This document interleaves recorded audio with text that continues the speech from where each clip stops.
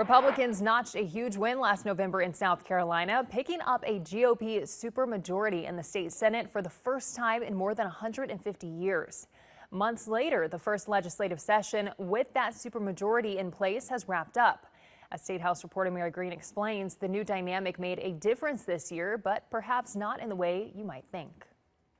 For a party to have a supermajority in South Carolina's General Assembly, it must have at least 2/3 of members in a chamber. Republicans picked one up in the House of Representatives 3 years ago and have since maintained it.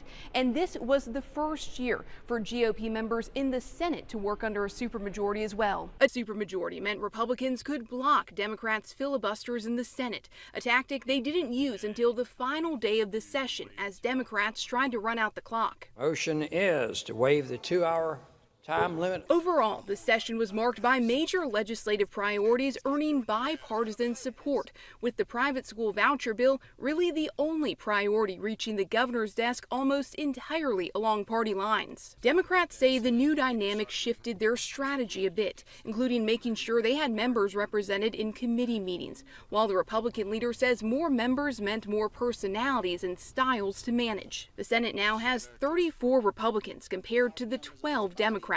I don't know that the supermajority number really has an impact. I mean, that being over 31, I don't know that makes a big deal. We have a significant majority, and that certainly impacts our ability to do things and to move things around. But both parties' leaders emphasize Columbia isn't Washington, and they say relations remain cordial between them this year. We didn't win in all the votes, obviously, but we had the ability to have our voices heard and have our concerns raised, and to make sure that our citizens, many who live out in rural South Carolina, got their voices heard.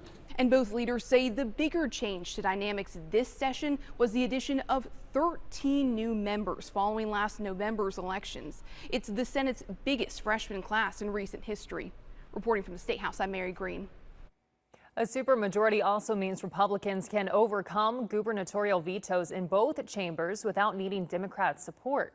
So far this year, Governor Henry McMaster has vetoed just one bill, but more that passed on the final day of the session have not yet gotten to his desk.